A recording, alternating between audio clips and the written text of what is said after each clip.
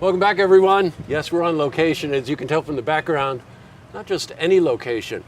This is an historic church in the village of Lake George, St. James Church. I think it was built early 1800s. I think 1819, right? I believe, yes. Oh my God. And it's a home base for the Lake George Music Festival. And joining me again is the founder, Alexander Lombard. Welcome. Thanks for having me. Very nice to have you back again. And we have a special guest here, Andy Kozar. Kozar. Yeah. That's good. How do you spell Kozar? K-O-Z-A-R. Okay, we're going to tell you about Andy and his ensemble in just a second. But you know what? I want to start with you. I think it's the 8th annual. Correct, yes. I've met you the first year you did this. And at that time, I remember you talking about the programming, because we were wondering, what would work here? It's going to be an outdoor festival. There's always a lot going on in the village of Lake George, and what would people like and whatever. And you took a very progressive attitude and look at music in general. A lot of things that you might recognize, Mozart pieces and Schumann and things like that, but also some very eclectic mixes. Over the 8 years, what have you learned? Over the 8 years, I think I've learned that I like to push the boundaries. We love honoring the classics, the Mozart, the Beethoven, but I think contemporary classical music is an important factor in our programming. It's about 60% of our programming. Was it always 60%? In the beginning, maybe a bit less. Yeah, I remember. I know that Roger always wanted to break the limits, and try different things. I remember there was a concert in Shepherd Park. What was the name of that trio? Very percussive, new age trio duo that came in. Oh, Mako. Mako, yes. Yeah, right. It was a wonderful blend, and you could see all the smiles on not only the electronic musicians' faces, but all the members of the orchestra itself. This year, tell me about what you've got that stands out to you, besides probably everything. Oh, absolutely. So we have this wonderful ensemble, Load Bang, new music, contemporary music ensemble. I think it's super important to support artists like this, just in the very fact of continuing to develop classical music, right? So as I said before, we have these standard repertoire pieces, but let's just think for a second. Beethoven at one point was new music. That's right. Mozart at one point was new music. Even Great Gatsby, when it came out, was tossed aside. Beethoven Third Symphony was rejected. But imagine if Beethoven and Mozart only wrote in the old style. Yes, right. We'd all be playing Gregorian chant. Yes, that's we right. may be just banging on drums. The one that I think of is Stravinsky, when they premiered Rite of Spring, and it was booed. The orchestra almost had to stop playing because it was booed. It was a riot. Right? Yes, exactly right.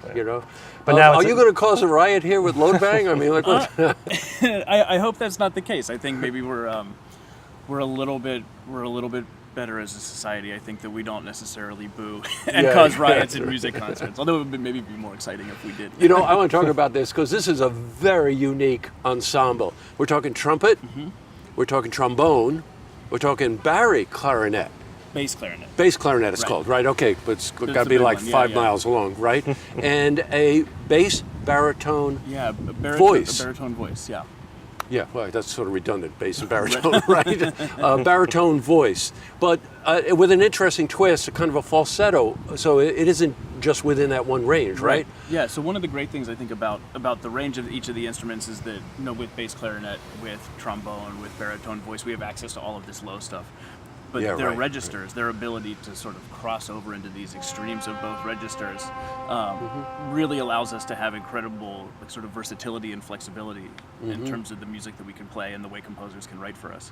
Gotcha. That was not a trombone in the background. We happened to be outside, so that happened to be the Mohican. It's one of the tour boats. You're bound to hear that, and probably some musicians and some traffic as well. Let's face it, this unique combination of voice and instruments, not a lot of music written for that. No. So how did you go about commissioning people to write for this? Yeah. What was their interest in this? So at first we were all doing a master's at Manhattan School of Music in Manhattan. And we had realized that we were developing a close friendship, a close relationship with each other, and had been spending a lot of time socially talking about music, but weren't actually playing together because there was no music for this instrumentation.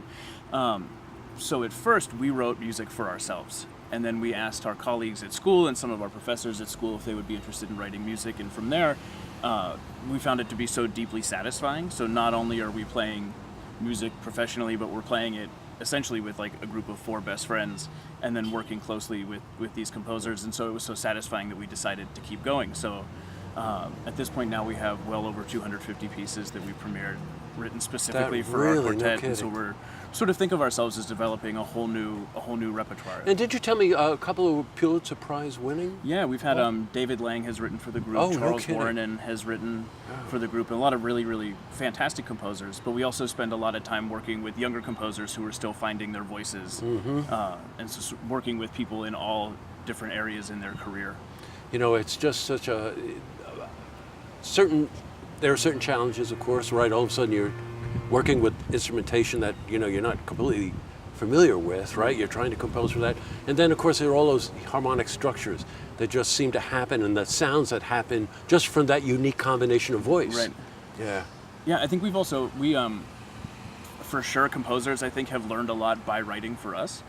But I think also we've ended up learning quite a bit about ourselves, about our instrumentation, about the possibilities by working with composers and having them ask, can you do this? And having to say, I don't know, let's try. Well, there's the art in what you're doing, right? You know what I'm saying?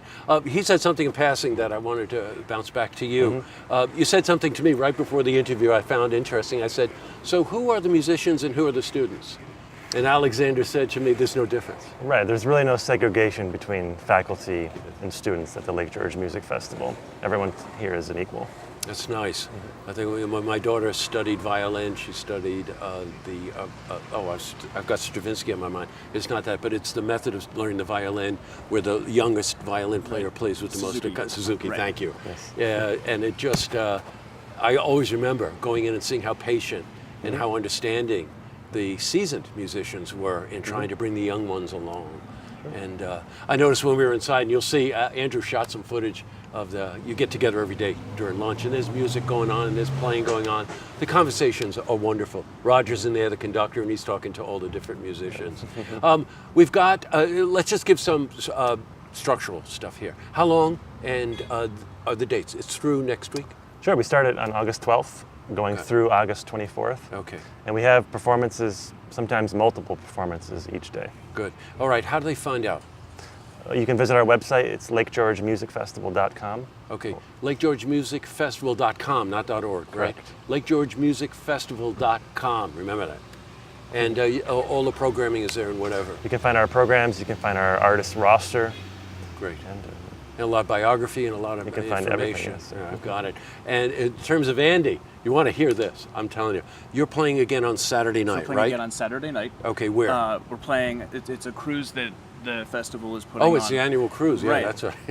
And so we'll be playing a set of You're going to have to compete with the Mohican then. We will. We'll have to play loud. Yeah. Well, I think we'll be amplified a little bit, so we'll have some help. But we'll be we'll be playing on the boat. Boy, I really look that forward night. to hearing you. Yeah, it's going to be really fun. I really, that's spectacular.